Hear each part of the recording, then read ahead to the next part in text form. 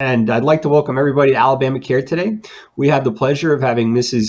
Sarah Williams and Mrs. Tina Halbert with us today. And at this point, I'd like to hand it back over. And Sarah, if you would introduce yourself. I'm Sarah Williams. I'm the youth consultant for Alabama Department of Rehab Services.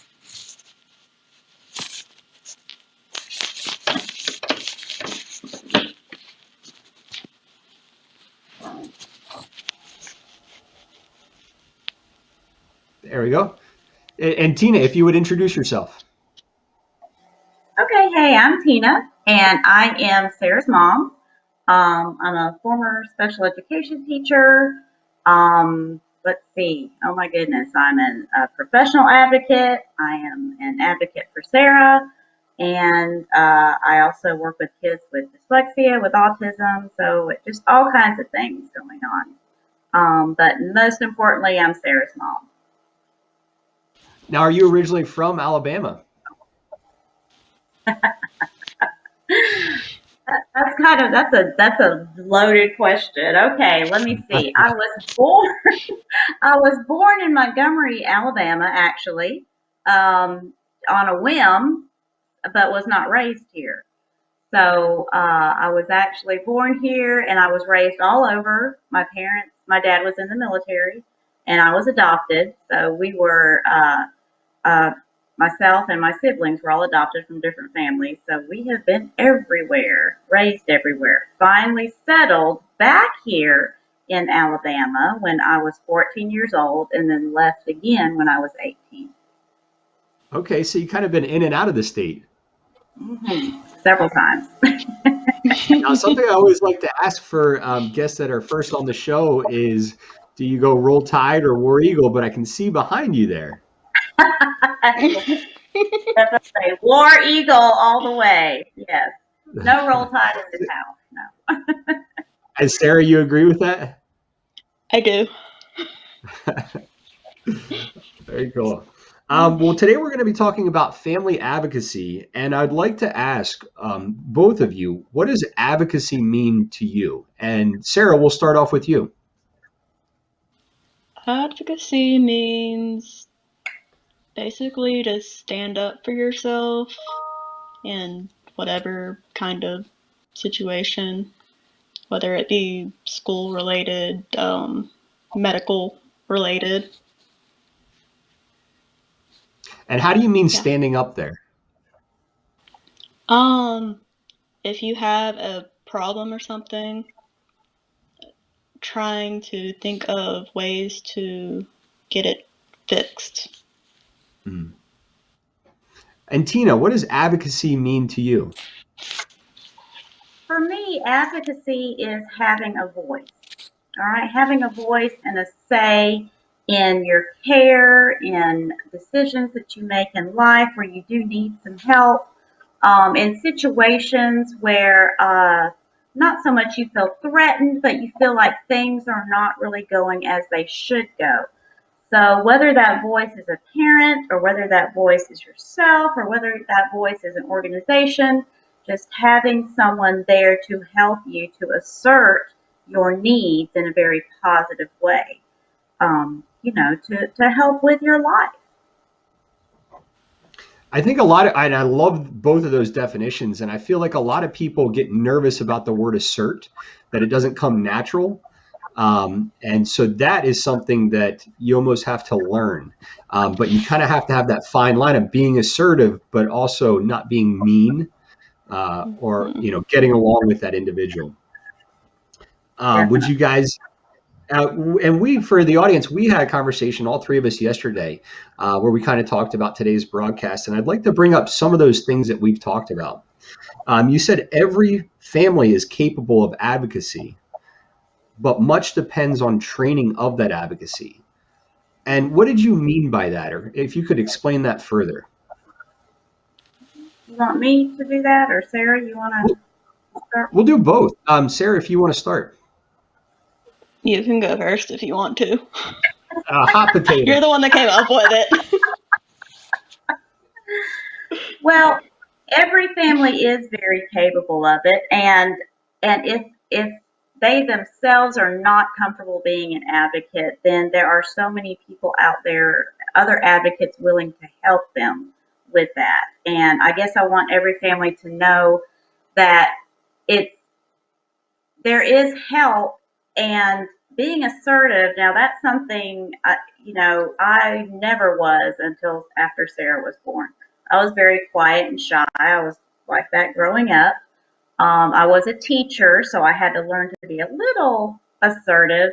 But when Sarah came along, all of a sudden I had to really learn to put those feelings that I had of being scared of speaking out for her. I had to learn to put those away and just say what was on my mind, and also do it in a very positive way. Now, that doesn't mean I was always sweet and nice the whole time. No, because if Sarah was not getting what she needed, then I would definitely, I hate to say it, but we call it in our field, we're going to get ugly about it. Very, very, very few times we've had to do that. But you do have to learn the skill. Assertiveness is definitely a learned skill. Not everybody, is comfortable doing it. So, and then we were talking yesterday too, and Sarah, this is where you can come in about how Sarah, as she grew up, had to learn to do it. I agree. Sarah, what are your thoughts on that? I really didn't learn how to be really assertive until I would say around high school, college age, and mostly college because I had to be, because I didn't have my mom right there. Um, and I had to talk to professors. I had to go to the disability office to get accommodations and to basically get what I needed so that I could succeed. You guys have And both it said that it's a, was, go ahead. I'm sorry. I cut you off there, it, Sarah. it's okay. It wasn't easy.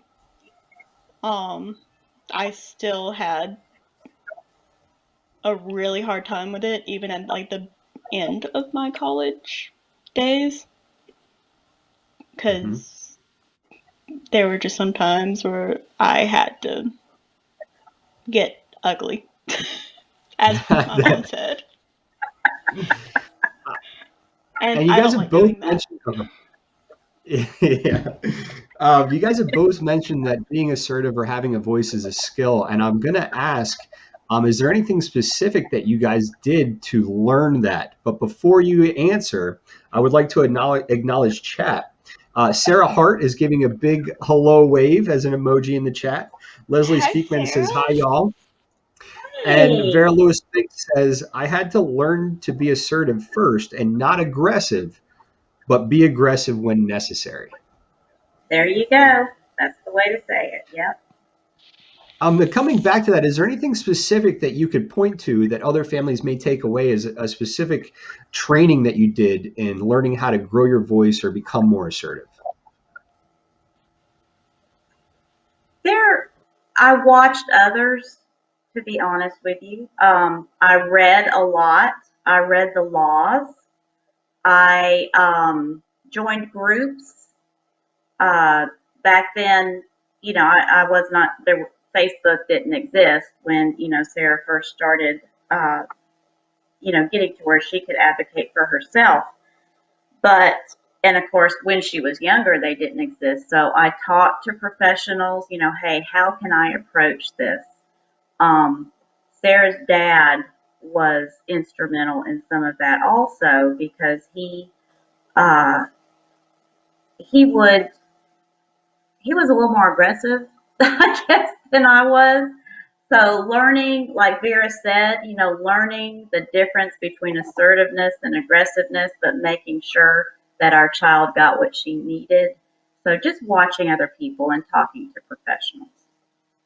Mm, I love that. And Sarah, is there anything that comes to mind for you as a specific training? My mom.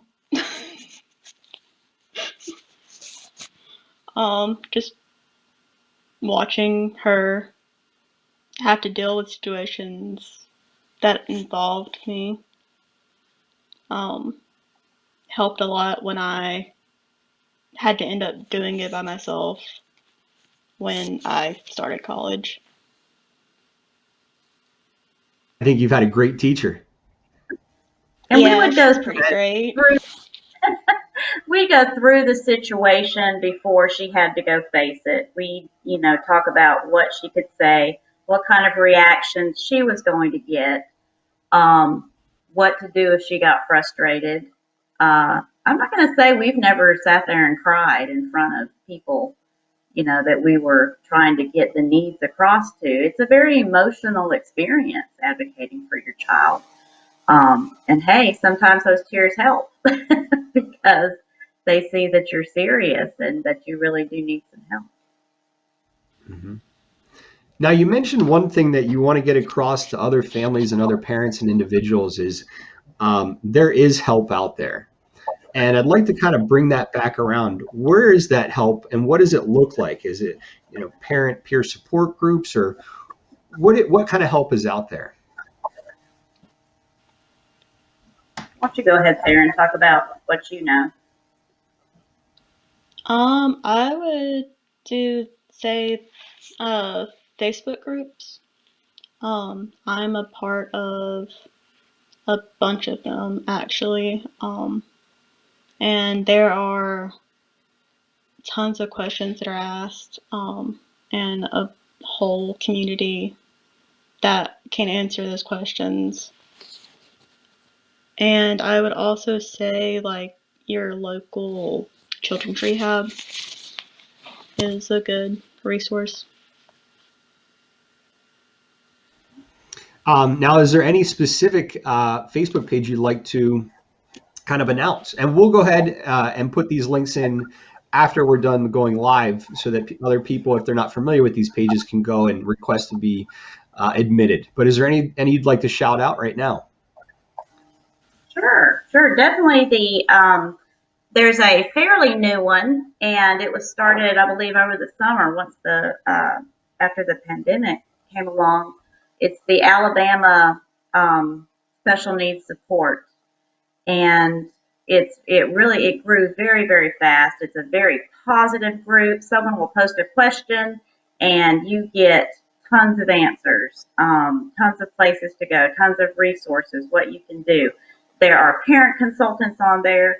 There are parents who have been through something before you and now they know, the way to go. If you need help with the Medicaid waiver, if you need help with an IEP meeting, they can point you in the right direction. So finding those groups. Now, with Sarah having spina bifida, I also belong to a lot of these spina bifida groups. United by Spina Bifida, there's a parent group. So if you kind of want to target what's going on with your own child's disability, target that, look for those types of groups. They are just a gold mine. It's incredible what, even doctors get on these groups and add. One, too, and like Sarah said, parent consultants with the CRS, you cannot go wrong there. They're wonderful. ADAP, which is the lawyer group from Tuscaloosa that helps with the education part of your child as far as, IEP meetings and fighting for their rights in the school system. And I do a lot of that myself, just because my background is in special education and I feel like I know the laws pretty well. And there you go. There's another one. If you know someone who has some expertise in an area, befriend that person. Let them know, hey, what do you think about this? Because you've been a teacher for 30 years and you've been in special ed. What can I do with this? So, Pam. Sarah and I love Hamilton. Got a good team there. So I actually have never seen Hamilton. I know it's the rave, but I bought tickets to go. So we're going next year. And I know it's on Disney, but I'm refusing to watch it on Disney until I see it live. Oh, that is going to be so great. So We're great. not Uh, saying how many times we've seen it on Disney. it's like you log on to Disney and it already knows it's in the top left corner. Hmm. Like, Yes, you want to that's watch this it. again? Yeah, If pretty it's much, not, yeah. I get mad. Where is it? Where is Well, it? I've read a little bit about it, and I just love the style of it, how it's education but also entertainment. So I feel like I'm Hmm. going to learn a lot by going through there. I'd like to comment on what you both kind of said, where the help is and where people can go.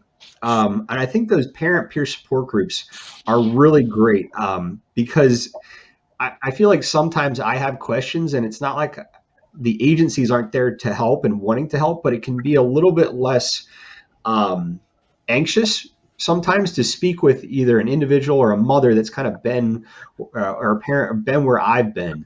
And it's kind of easier to transition into that through these parent peer support groups. And Mrs. Ab- Spinks, she says, thanks for the shout out for our Alabama Special Needs Parent Support Group. So I recommend anybody that is looking for connection and has questions to join that group. Vera and Mrs. Moore have been on a broadcast with us in the past and do a great job. And Ethan Aubrey Keller says, great job. Keep it up with the good work. And also the shout out to Ada and Mr. James Tucker. It's awesome. I'd like to talk about the timeline of advocacy from the beginning and over its life. Kind of, if you could take us through that. Tina. I'll start at your end. okay. Well, for Sarah, it started before she was born because we knew she would be born with spina bifida. So we prepared. We you know started with the internet. I'll be honest with you that it had just come out. She was born in '94, so the internet was just coming into homes and started there. Luckily, now she was born up in Atlanta. Luckily, Scottish Rite Hospital had a spina bifida team already in place. So that was a huge help because we did have a social worker with that team. Social workers are another good resource for advocacy. Um, and I'll tell you when it started is when we took her to clinic. I think she was probably about 16, 17 months. And they said, well, we're going to go ahead and put her in a wheelchair. Um, and my husband and I looked at each other and we looked at the doctor and, I was like, well, okay, this is what they do with spina bifida. And he fortunately said, well, we want to see what she can do first. We don't want her in a chair. And I was kind of taken aback because at that point in my life, doctors were everything. They were the end all. They knew everything about spina bifida, so they were going to lead us down the right road. Um, so the doctor disagreed with us, and but I followed her dad's lead and said, well, no, let's wait and see what she can do. So we went against what he said. She ended up walking. Sarah walked for 18 years, which is great because her mobility, it was easier for her mobility, of course, but now her life is in a chair, which is also wonderful. She can still get wherever she needs to get. We never wanted her to know, hey, being in a wheelchair is that's not a good thing. We never looked at it like that. We just wanted to see what she could do on her own. And I think that that's a lot with advocacy too. You want to see what your child's strengths are and then also advocate for those weaknesses. So it really started there. And once I especially realized that the doctors don't know everything, I started doing research on my own. And that's what helped me learn more about her condition and how I needed to advocate for it. Mm. Oh, and And I, then the time. Let me go back. Okay, go ahead. I was just going to say, I love how you want to follow the doctor's lead there, but at the end of the day, they're just people, going off of what they know. And you guys, as being individuals and as family, know best how to serve yourself and how to serve your loved ones. Right. we knew our child best. We still know our child best. And through the years, Sarah's had some wonderful doctors. And she's had some doctors that were not so great, and that we said, I'm sorry, we're just not going to stay with your practice anymore. And that's a hard thing to say because you build a relationship, especially when your child does have a chronic disability. And you build that relationship, but there are times when that person is not the best person for your child, and you have to break that relationship. It's another part of advocacy. And it's hard to do. It's very hard to do because you're dealing with insurance and who's going to pay for this and who's going to pay for that. But in the end, it all comes down to, can this doctor meet my child's needs? Hmm. Now, at the beginning, obviously, Sarah, you were a little bit younger, still a baby, so you couldn't really advocate for yourself there. So the advocacy was a Right. lot from your parents, from the family, and I love that you're giving specific examples, Tina. Is there anything else like specific before you started to really train Sarah how to advocate for herself that comes to mind? Well, there was one time she was invited to a birthday party, and it was at a jumping gym. Um, Now, Sarah wore AFO, well, still wears AFO leg braces.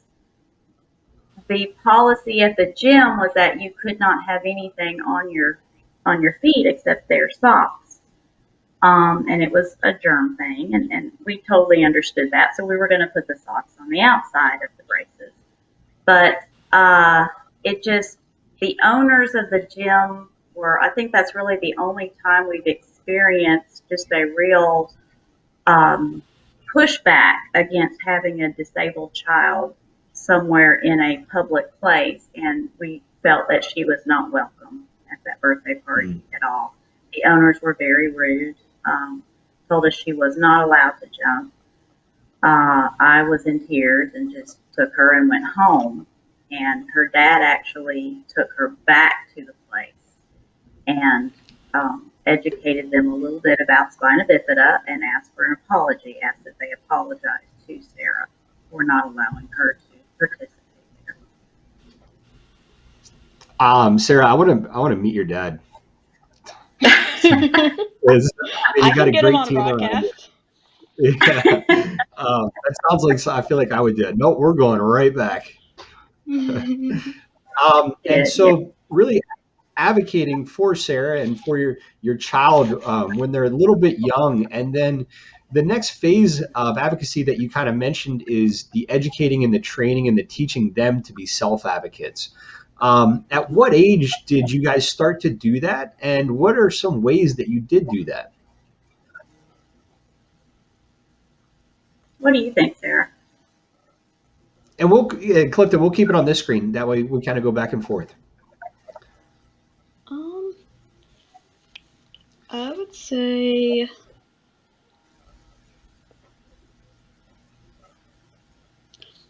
probably when I was doing all those summer camps, like at AUM, so like middle school-ish, Mhm. Yeah, because I had I was went thinking by myself. the same. I was thinking the same. Around middle school, when she started actually going out to do things on her own and had to navigate the world without me being there, like going to a summer camp at the local college. She took a theater camp. She also took a veterinarian camp. Um, yeah, and not having mom there, having to figure it out on her own. So probably Now, about Sarah, 12 is years old. there? I'm sorry, I cut you off there. You said about 12 years old. About 12 years. Yeah, 11 or Now, 12. Sarah, Around there. is there any one specific point where you're like, I remember this being the first or the earliest point of my mom teaching me self advocacy? Um, it was probably at a doctor's office, not gonna lie. And she would like make me speak for myself because the doctor would ask questions to me and I would look at my mom for the answer even if I knew it. And And she finally was just like, "You're gonna have to answer it at some point." so you looked at her like, Mom, what's the answer? She looked back at you and said, "You know the answer. You tell Yeah. That's exactly what I said. Yeah. That's exactly what happened. him." Kind of trial by fire. It's like teaching a baby how to swim. You just kind of drop them in the water, see what happens. You guys ever see those videos where they teach like really young infants before the age of 6 months how to swim, and they kind of just drop them in the water and then they just They roll kind over of on just their throw them. back. Yep. I feel so bad for the baby, and then they turn over and it's like, oh, okay. Um, and we talked yesterday. Is there? We mentioned a specific example of being in the hospital for a number of days, and Sarah, you not being able to advocate for yourself there Right. by being sick. And Tina, what did that look like from your end? At that point, Sarah was 18 years old and had started advocating for herself with doctor's visits and going places and asking for things that she knew she needed. She had applied to college, all the stuff. Well, all of a sudden, her shunt stopped working. And, we've been through this before. Hey, all right, going to Birmingham, shunt surgery, but we'll get it done, be home in a couple of days. Well, that didn't happen. It ended up 36 days in the hospital. She was completely bedridden. She was on what they call an external shunt for most of those days.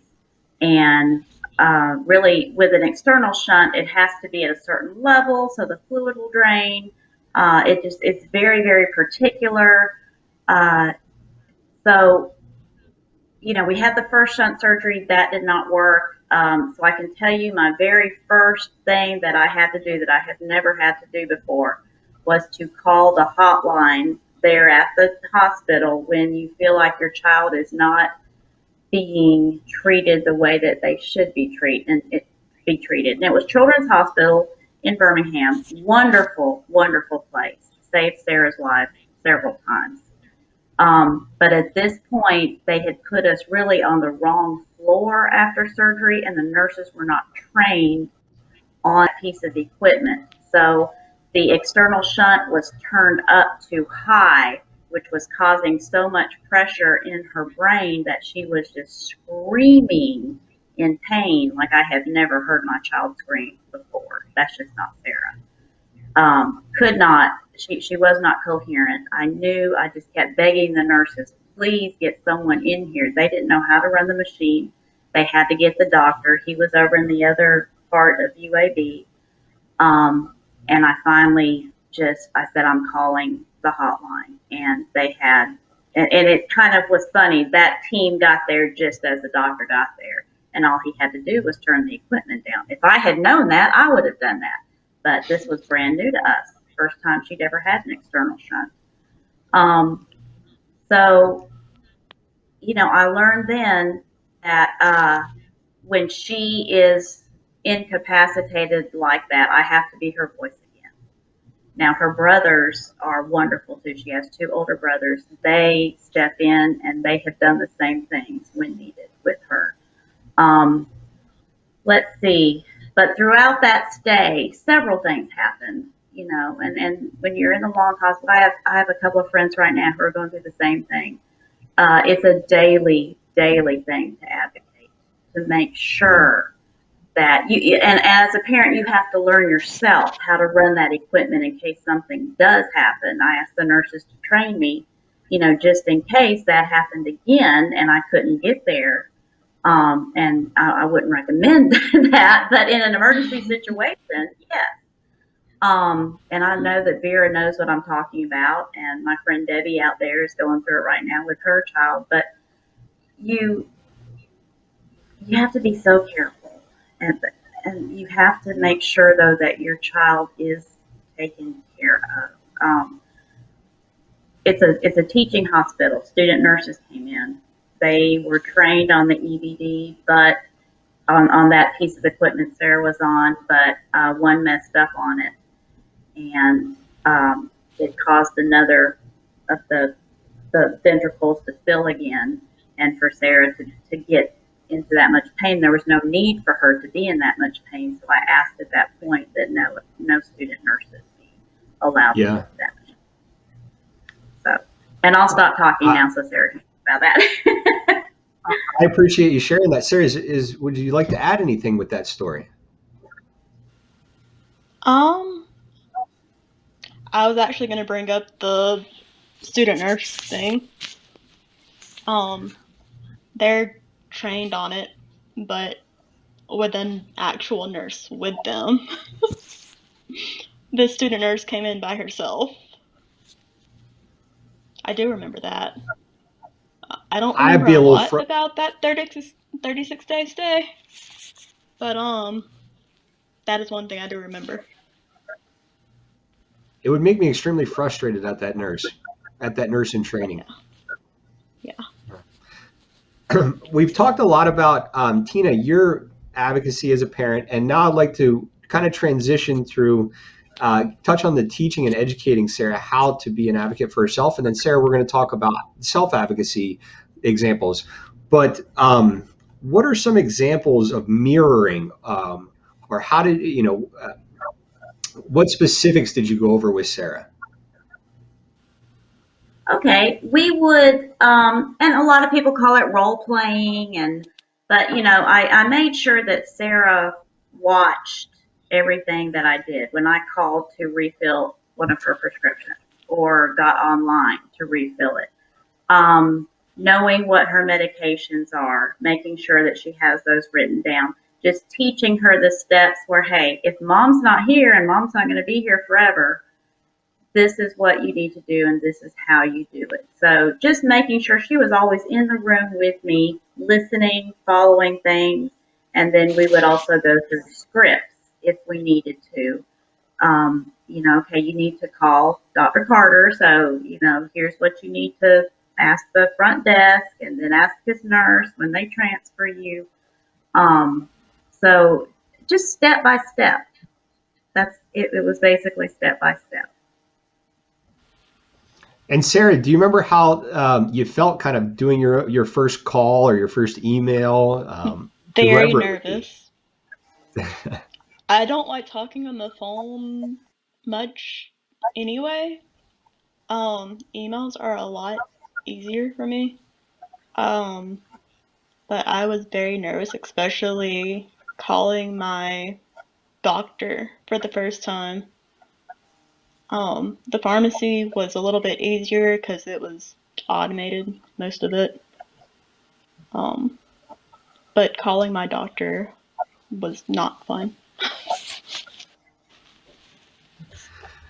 We talk on the phone, I think, more than we do emails. So I hope you We don't. do. I don't mind that though. Okay, Like good. I hope it's not a I'm pain. not necessarily asking anything But when I had we're forgotten just about, having a conversation. Yeah. yeah, especially with her professors and emails, learning how to do a salutation that they would be okay with, because they're funny about that. You must say, "Dear Professor so and so, my name There is was Sarah one Wilson. professor I that request." was very. It's just teaching her how to be thorough like that was tough for her at first. Sarah, you were about to kind of go in on a professor. Go ahead. There was one professor that was very. You had to do an email a certain way, and you had to address her like her name a certain way. And I was like, okay. You Just just kind have of to strict learn by the book. yeah, all the tricks. So let's transition into self advocacy, Sarah. So you've Okay. gone through mirroring with your mom, and now you're doing more self advocacy. And I'd like to go over some examples of those. And you mentioned kind of teachers, and you mentioned that college is Right. really the first time that there's big self advocacy for yourself. If you could Right. talk about some experience with teachers. Um, I would say my first experience with my professors in college was when I would have to go over accommodations with them. Like after we would do it after class, and it would be like a one-on-one thing. But I had never really had to do that. So, and I would be asking for stuff that I needed, and then um, if they were to not give me something that I actually really needed, I would have to go back to the disability office just to get it. Um, and then let's see, there was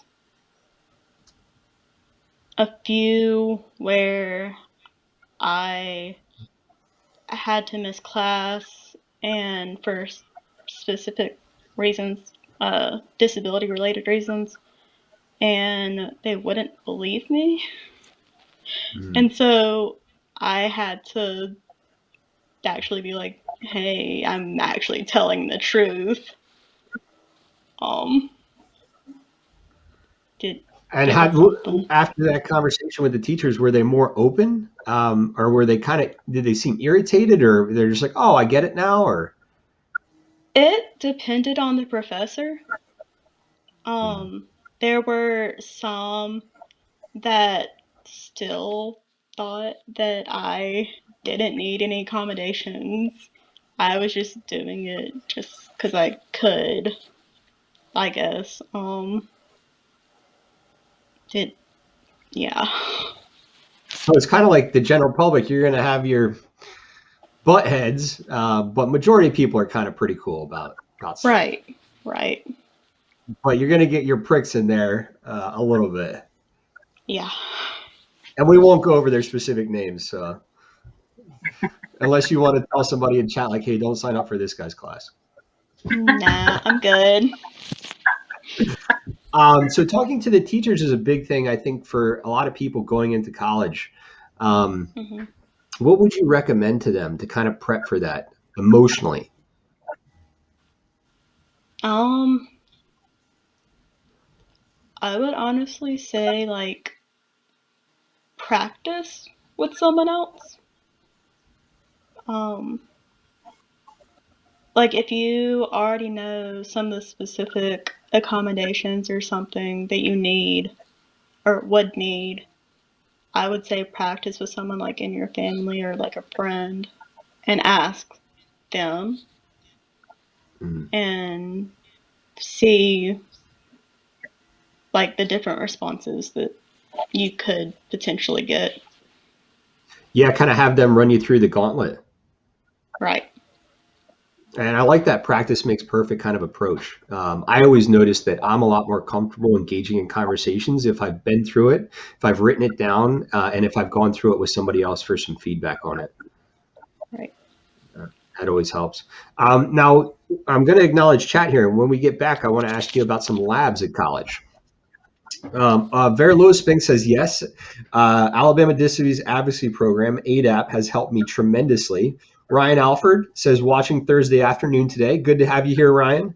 Leslie Speakman says, this is the hard part. When your adult child has intellectual disabilities, we have the medication and colors down. And I believe she's referring to, knowing what equipment and how to utilize equipment in case something happens.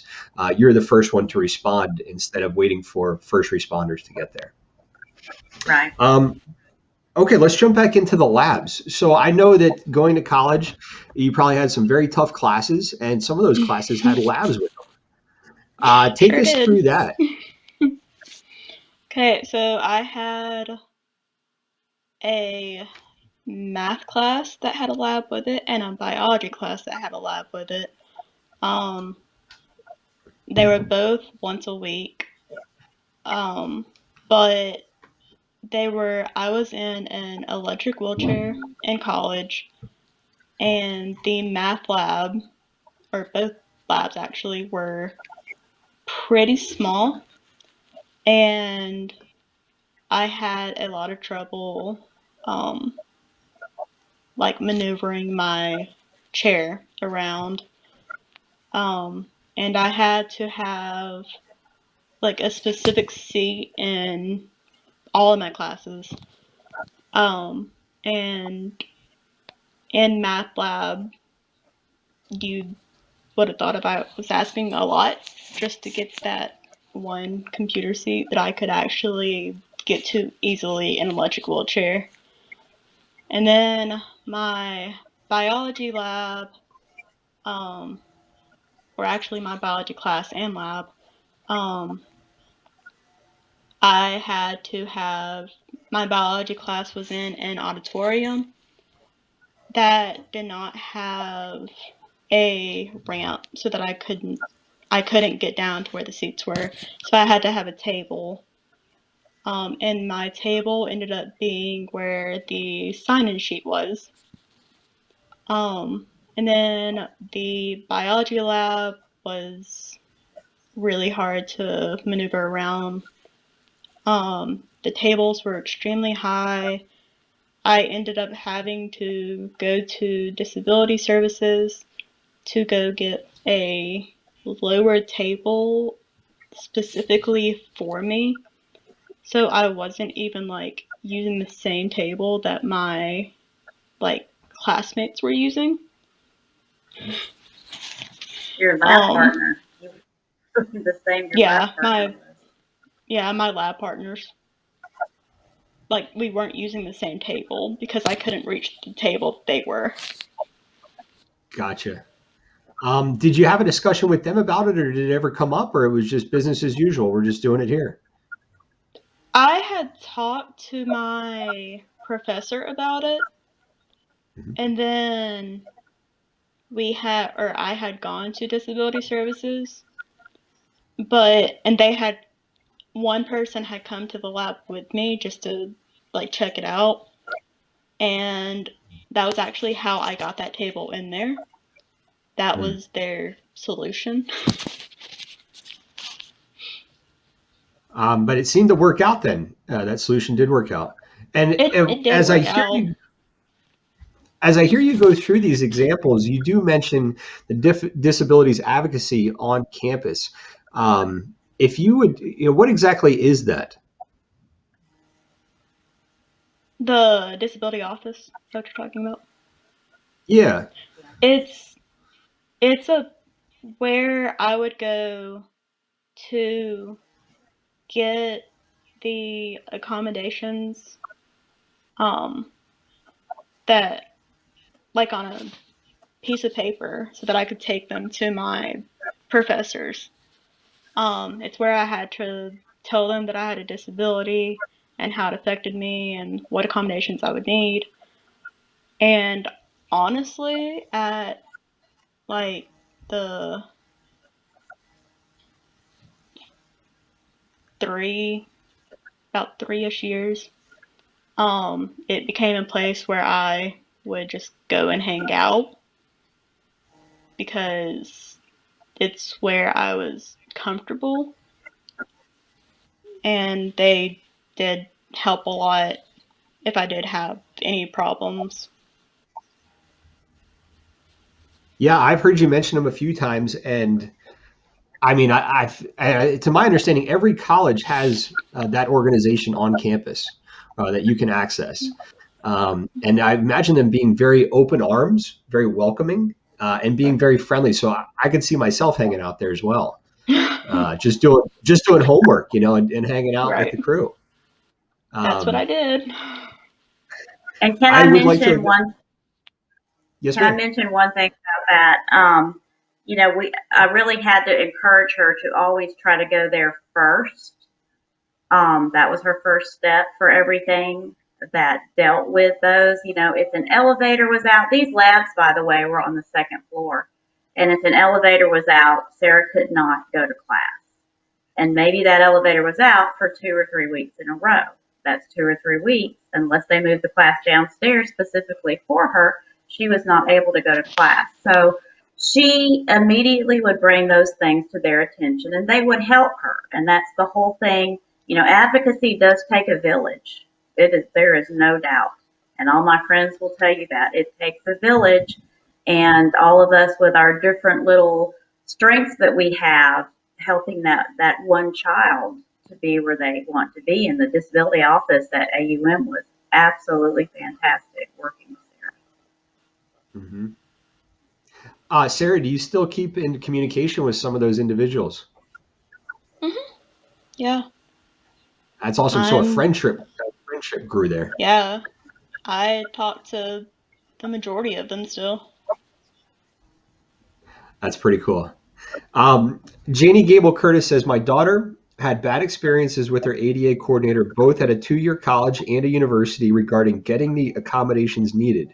How do you, as a parent and as a student, suggest she and I handle these issues? And then she said, DSS coordinator. But that is a great question, Mrs. Curtis. So, how would you guys respond to that? And we'll keep this screen up. Okay. My when I am not happy with how one person is handling a situation, I just go up to the next step. I go to their boss. All right. And I also bring the law up quite a lot, and you have to follow procedure. And that's something I had to learn. It was a hard lesson to learn, but you have to follow their procedures. And, if you feel like your child is still not getting what they want, then go up to the next person and say to their boss, how do I make this happen for my child? Because I know that my child by law is entitled to these accommodations through the ADA Act. Sarah? I like that. Everything that you just said. Okay. You can't say that too. Is there anything that on college for you, Sarah, that you had to go back multiple times because you weren't getting the accommodations? The only things that I had to go back for that I can remember were the all the doors were controlled by handicap buttons, and there were some that would break or something, and I would go report it to the disability services, and they say that they would be there in like an hour or so, and then I would go back um, to that same building 2 days later to go to that same class, and the button still wasn't working. And so, and it's extremely hard to open those doors when you don't have that, and you're trying to control an electric wheelchair, and you're trying to not let your books fall while controlling an electric wheelchair. Um, so I would end up having to go back to the disability office and be like, hey, I was here 2 days ago. Uh, the Oh, looks thing's like we still got not a little fixed. bit frozen there. Okay, we're back now. And Go ahead. I'm go sorry. ahead. I said Oh, it and I sounds would go like back. perseverance. Yeah, basically was. But I would have to go back, and I would basically go back until it was fixed. Um, I only had one time where they asked me if I had contacted campus police about it because that's who I was supposed to contact. And I was like, Mm. I've always come to the disability office for this. They were passing the buck. And it's almost a mix of like the squeaky wheel gets the grease, and also, as Tina, you mentioned yesterday, the honey attracts the bee. So you got to kind of walk that line a little bit there, but not be afraid. I love how you say go to their boss and their boss until you have to go to the dean or whoever you got to talk to. Mm-hmm. Now, going through this process, Tina, of you advocating originally and teaching Sarah, you taking a hold of that and doing it yourself. Has there ever been a time, Sarah, where you've been like, Mom, back off? I got this. I could do this. Yeah, it started at doctor's offices actually. Um, I when we go to our like general doctor, I actually have her stay in the waiting room now because it had come to the point where they were talking to her and not talking to me, and it was about me at my appointment. So, like, I can answer these questions. And Mom, do you remember that? I do very much. And I think it was good that, she was able to say, hey, I got this. I can handle it. Because I am quick to jump in if she doesn't hurry up and answer or something like that, and so it's good for me to stay out of it. And the same at school.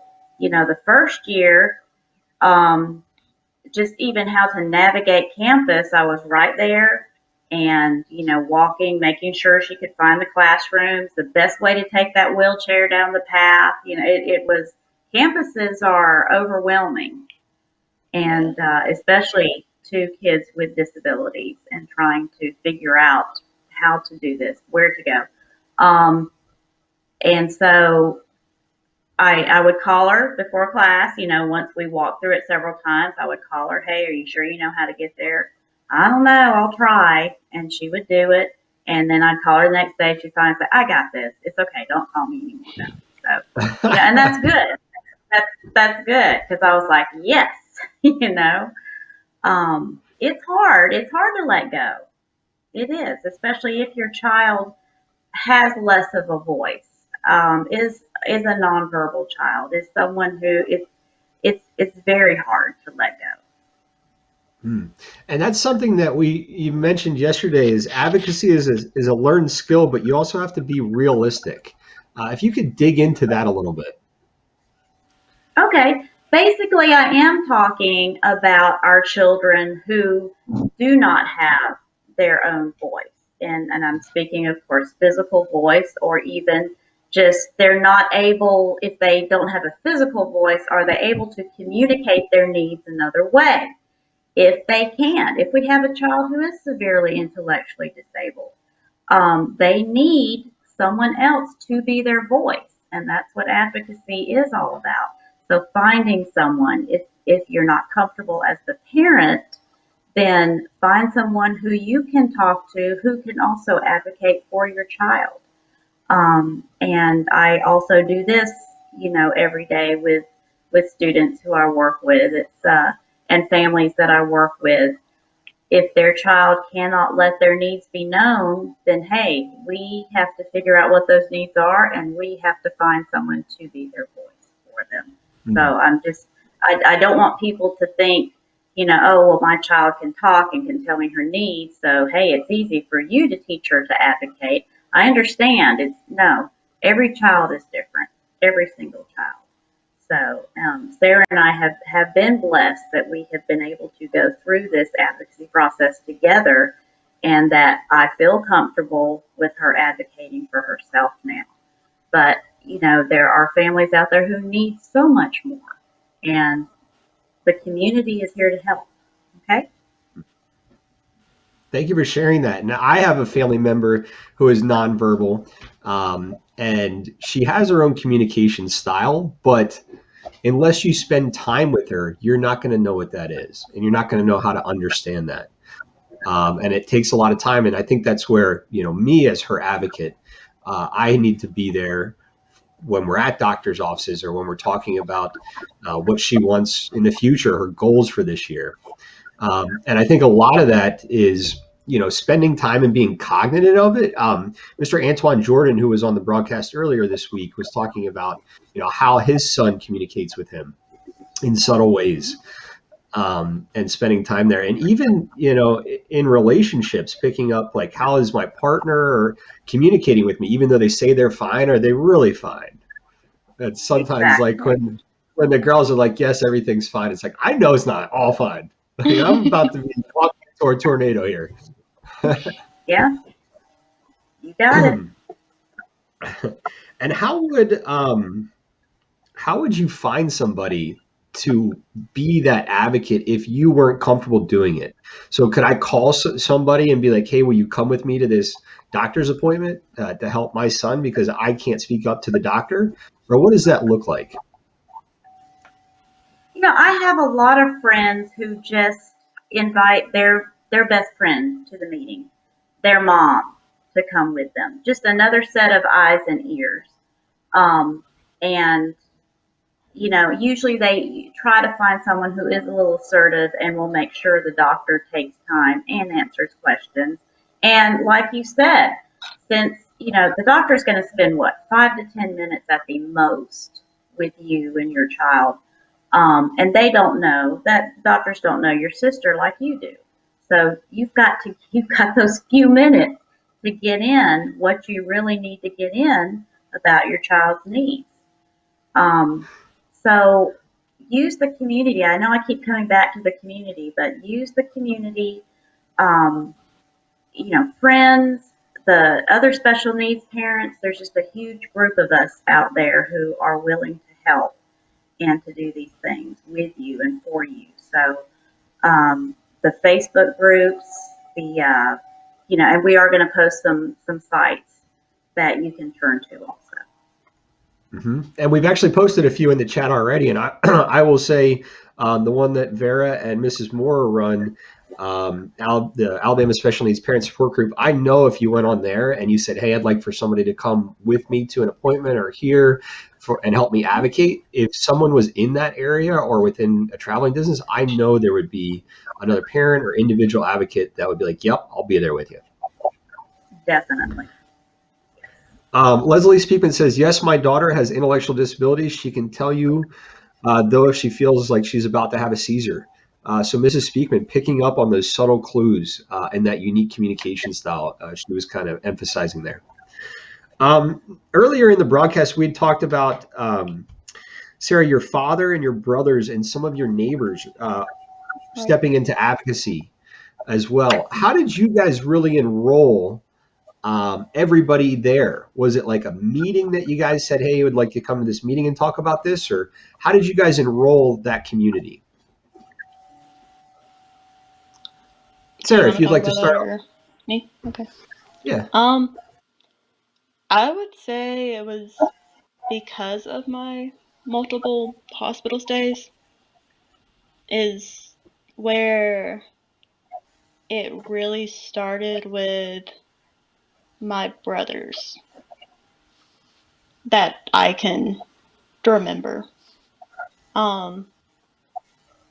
They're older, so we never really went to the same school. But I mean, if there was like a kid or something that was picking on me, then they would stick up for me. And That's a then good older brothers there. yeah, they're the best. Um, and then my dad, my mom had said even before, or like when I was really small, like telling the doctor that I didn't need to be in a wheelchair yet. Um, and then when he would be with me at the hospital and I couldn't speak for myself, uh, just talking to the doctors and the nurses, um, and telling them like what I needed. And how about the neighbors? What did that look like?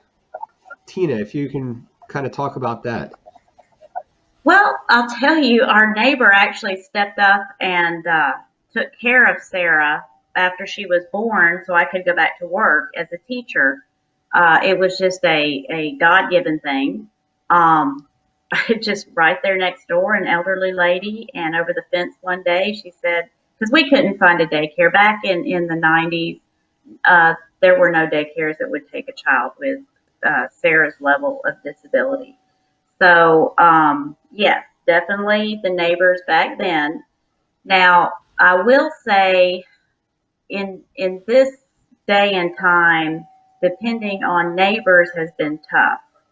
Um, a lot of it is pandemic related. A lot of it is because we are all so busy with our lives. We don't know our neighbors like we used to. There's no over the fence chat like and especially well for my neighborhood. Sarah's team mostly consisted of family members. My mother and father, her dad's mother and father, her stepfather has just been wonderful. I remarried when Sarah was 11 years old, and he came, so he became a part of our lives then, and he has been an excellent advocate for her too. And so it sounds like for both advocacy, there is spending time with you, Sarah, getting to know you and kind of taking that to heart. It's kind of hard to advocate on behalf of someone or for someone if you don't really have a connection with them or understand what needs advocating for. And Tina, I think you kind of hit it on the head. We don't go out back to hang our laundry and to dry anymore. So you don't get that opportunity, to really converse with your neighbors. Everyone's tinkering on their phone, and it's kind of tough. It is. It is. Now, well, we're coming. Sarah relies on her friends. She has a circle of friends that are very important for her advocacy. I think that's awesome. I need to grow my friend circle a little bit here in Alabama. I feel like the community, everybody watching, and you guys on stream here are my friends, and I can kind of lean on sometimes. But we are going to kind of wrap it up here as we approach an hour. So I'd encourage anyone in chat that would like to acknowledge these two young women today. Please to go ahead, and I will let them know. And I have a final question here for both of you. And Sarah, I'd like you to start. What advice do you have for individuals and their parents that might be watching? To not give up, because advocating can be really hard, but if you stick with it, you're gonna eventually get what you need. So stick with it, perseverance. It's not always going to be easy. You're going to have to learn stuff, but keep going at it. Right. And Tina, if there's anything that comes to mind for you. Find your tribe. Find your tribe. If they are online, if they are just personal friends you have, your family, just find some people you can really vent to. You can bounce ideas off of. They can help you with your assertiveness, but find your tribe. And, I know Vera has had several comments on here. Vera is a huge part of Sarah's tribe. Just the support is just immense between both of them. And I'm very thankful for people in Sarah's tribe. And I'm very thankful for people in my tribe. I couldn't do it without them. I need that support network, because every day is not always rosy. No, you're right. And I need that support network as well. So I appreciate you both being on here with us today and spending this time and spreading awareness and your voice. And for everybody in the future, Sarah's going to be on more broadcasts that she's kind of the anchor on and directing that. So be sure to tune in there. Yes. Yes. So is there anything you'd like to say about that? Not yet. Not yet. You got to stay tuned. Everyone's being a little bit shy now in the text. So at this point, we're going to go ahead and close down the broadcast. So what we can do is just everybody give a big wave to the audience. And then if you'd like, all you do is click out of the window up top and it will end it for you. I'll see you guys. Bye.